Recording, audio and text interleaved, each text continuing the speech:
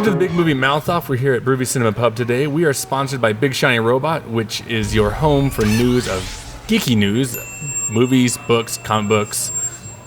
Think anything else? Everything. Pretty much everything, right?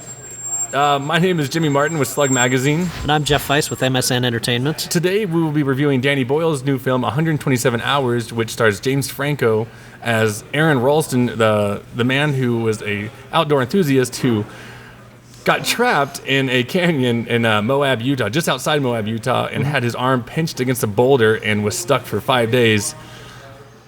Desperate measures. And had to test his will to survive, to say the least. Good morning, everyone. It is 7 o'clock here in Canyonland, USA. Hey, Aaron. Mom still has not heard from you. Will you just call her, please? I'll talk to you soon. And this morning, on the boulder, we have a very special guest, Aaron Ralston! Oh, gosh, it's a real pleasure to be here. Thank you. Oh, thank you. Hey! You lost? I'm a guide? What do you say? See, I'm something of a big and hard hero. All you have to remember is that everything will be okay. Oh my God! Are you okay, Aaron? Come on! You gotta come down here! It's been nice knowing you, man.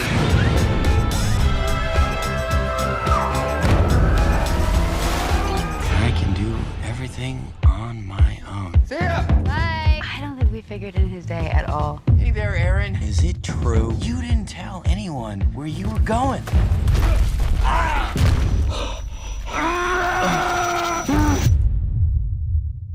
Oops.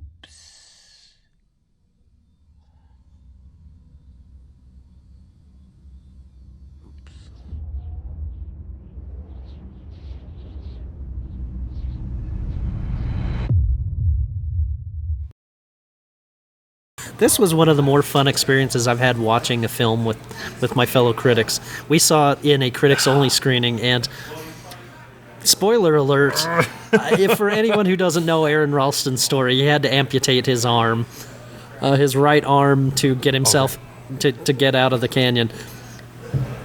With basically a dull multi-tool and ingenuity, which includes breaking his own arm. And the sound effects... Even thinking about it is getting me. Well, what was fun for me was watching the reaction of my fellow critics. You're watching it now. Yeah, I watched them sink deeper and deeper into their chairs and squirm. It took me an hour to get out of that chair for how deep I was into it. And actually, we hosted a recent screening of the film where I'm told someone actually fainted. I met him the next day. Yeah. And it's true. But we go on about how...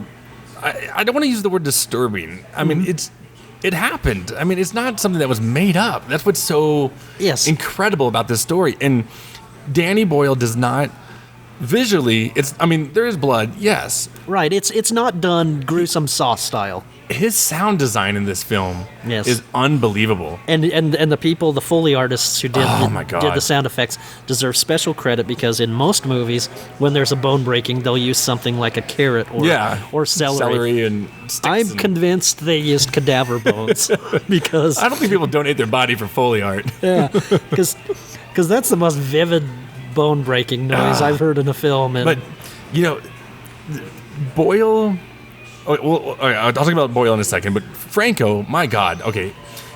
Ryan Reynolds was in Buried earlier this year. Yes, it's almost the same role. Kind of the same thing, but Franco soars past Reynolds in this film. Yes. He's got comedy, he's got drama. I mean, sometimes you're laughing with him. He's trying to make the best of a horrible situation.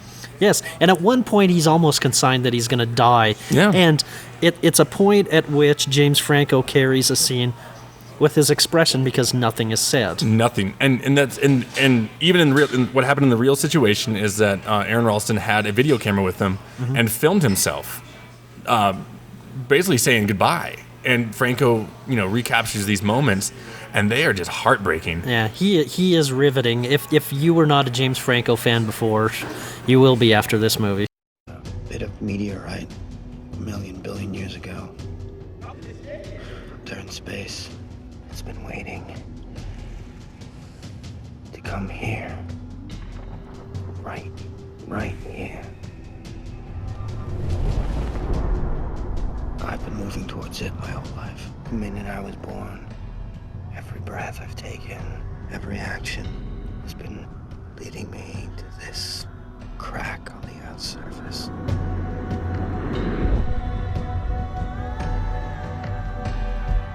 Yeah, and he plays like this, wild kind of, outdoor enthusiast, and he meets these two girls in the beginning of the film like that. And that's frankly that kind of everybody knows. Mm-hmm. And he fits that perfectly. And then when, the remaining 60, 70 minutes of the film, it's just him. Mm-hmm. And he's in this, no wider, than his shoulders in this cavern, giving the performance of his life.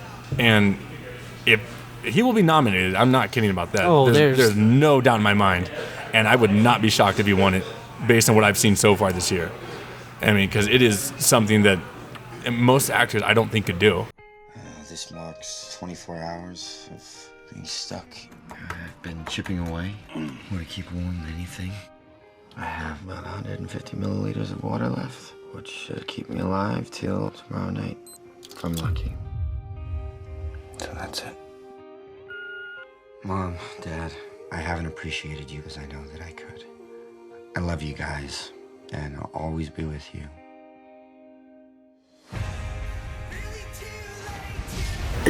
Let's give some credit to Danny Boyle, too, who Yes. changes up styles dramatically. Oh, yeah. The early sequences are almost shot like an extreme sports movie Yeah. of this. And the grim and gritty stuck in the canyon parts are almost shot pseudo-documentary style. Don't give up, Aaron. Do not give up.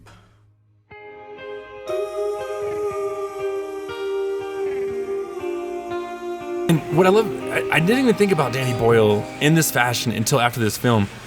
Every time I think of directors who can do multi-genres Right. like that, my first go-to is always the Coen brothers.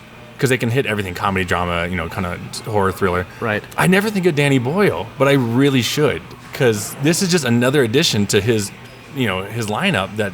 Although we did fail miserably with one screwball comedy. Well, A Life Less Ordinary, but let's not go there. We're not all perfect, but but at least he attempts it. He Right. tries different things, and 9 times out of 10, he's doing pretty well. And this one, he's just fantastic.